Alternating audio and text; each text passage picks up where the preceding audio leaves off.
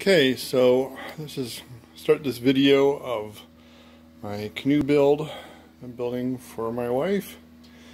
I already have the plywood frame pieces cut out. This is the PH13 model that was designed by David Gentry. So that's what we're looking for. It's a skin on frame canoe, PH13. So I ordered the plans, instructions and stuff from David Gentry. We need to work on cutting out all the stringers and the keel and gunwale. That's what we're going to be working on today. So here's the bulk of my wood for my frame I'm going to need. Minus I don't have the gunwales up here yet, but these are all the stringers. I got some extra, so in case I have some that don't work. So this is all the wood. One of the issues with the wood, I'm trying to do this in cedar. Cedar is fairly water resistant and lightweight, but it's hard to find it without being full of knots. Some of it is pretty nice. This piece is pretty good, but a lot of it has a lot of knots. So the end product is going to be, the boat is going to be 13 feet long. I need my stringers and stuff to be at least 14 feet for the building process, so they have room to be able to bend around the form. To get that, with these knots, you don't want those in there because that's going to be a weak spot. But we can cut those out and do what's called a scarf joint, where you take two opposing angles, and cut them out, and then glue those angles back together. So like here, you can see a scarf joint I already did. There was a knot there, and I cut that knot out. Cut that scarf joint, which I made a little jig to go on my table saw, and then glue those two pieces together. And that'll be plenty strong, a whole lot more, a whole lot stronger than when the knot was there. So my scarf joining jig, pretty simple. I got this set to cut at a 6-to-1 angle, so 1 inch down for every 6 inches. And they said that that's a pretty decent ratio for doing this. It's got a little board on the bottom that runs in the groove to run it straight up against the fence there. I can just put the piece in, cut out the knots, and then glue it back together again. And hopefully we end up with at least 14 feet when we're done on each one of these to glue back together to be able to build this boat. So I'm going to set up the camera and take some shots of me cutting these scarf joints, and we'll go from there. Okay, so here's that joint that we need to glue together now. See, it just lays quite nicely together. Going to use a little bit of tight bond.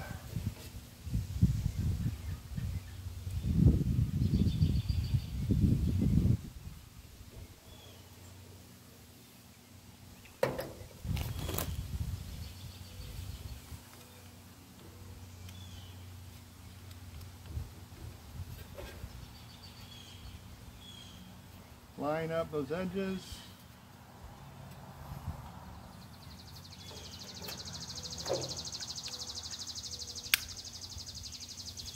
And a good clamp. And we'll pack on some more clamps.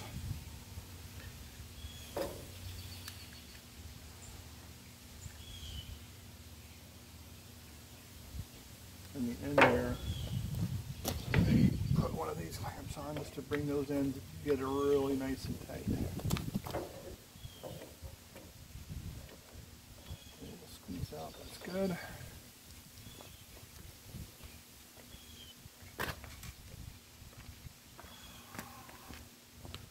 We'll do the same down here. Get one of these clamps on.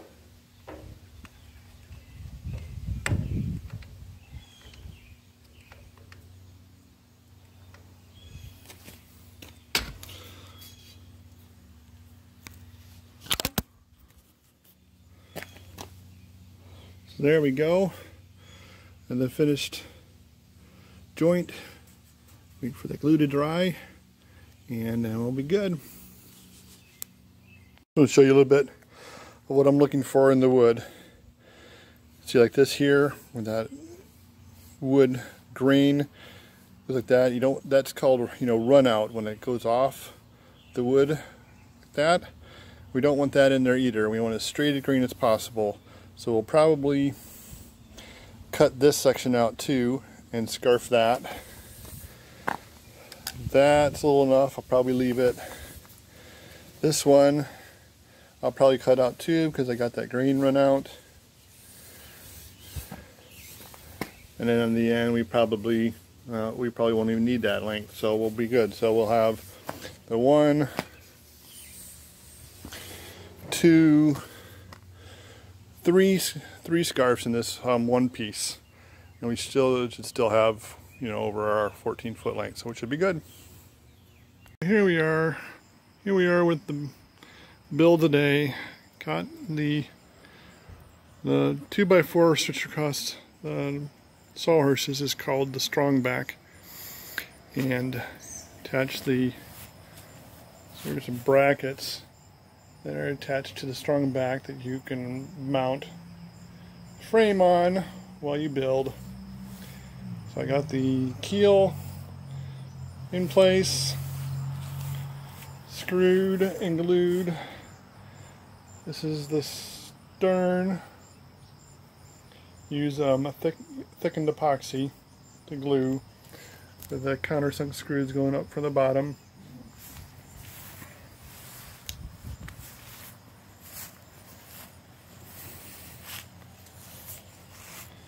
And down here, there's the bow in place. When I started putting the gunnels on, that part of the frame, the ones I was using, I kept having issues with them breaking when I spread them apart. So I just got to do a lot more scarf jointing on those. I did put these ones are thinner, so they're a lot more flexible. I put those in there just to kind of get an idea of the layout of the canoe. If I keep having problems with the gunnels, I might make those a laminate too and cut them that thick, and then just laminate, do a double layer. But we're going to go and work on scarf joining the ones that we had before and try to get them to work yet. There we are.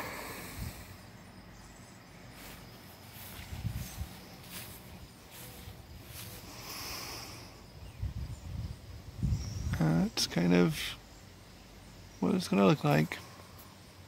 Okay, so today I did get the first row of the gunnels attached. I use a thickened epoxy resin that I mix a wood flour into to thicken it, so it looks about like peanut butter. And then there's a single stainless steel screw put through to hold that joint in place. And the way you do the gunnels is it's going to be a laminate. There's going to be another one that goes on top of that and glues down to the bottom one, and that way you're able to get the nice shape, because it rises from the front to the back as well as curves out. By doing that, laminating that, once you put that second one on top and glue it, it'll hold that shape really strong and solid. So there, see, I got all those in place. It's starting to look more and more like a canoe.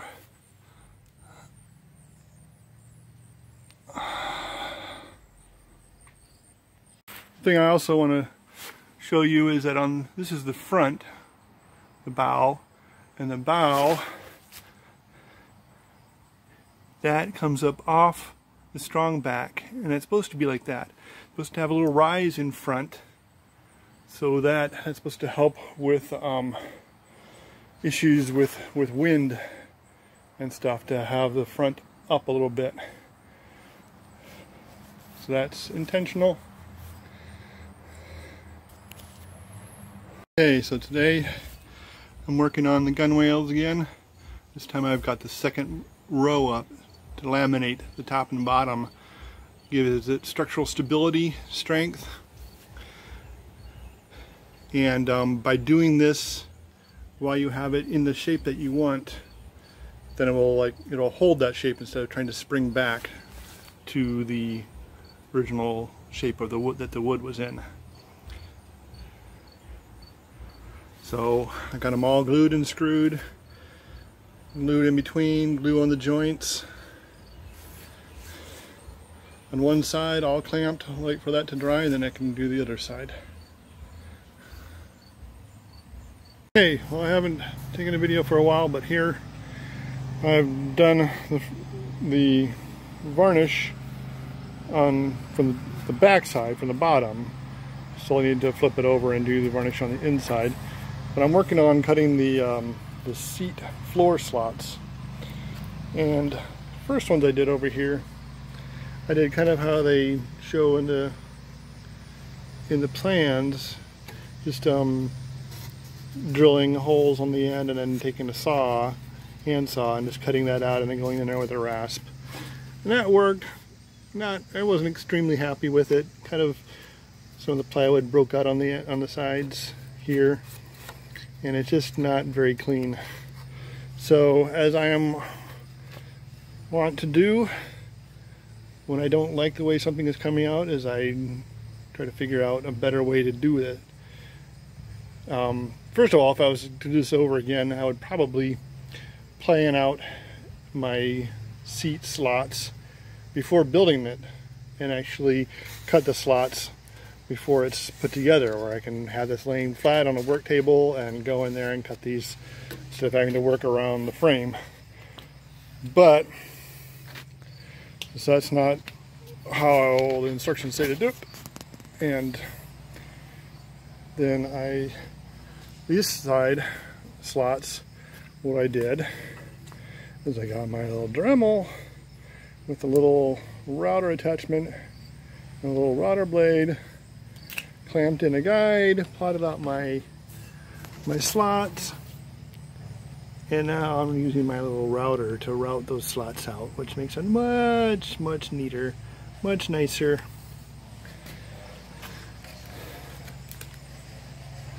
And then we have all of our oak slats that will go in those slots to make the floor and the seat.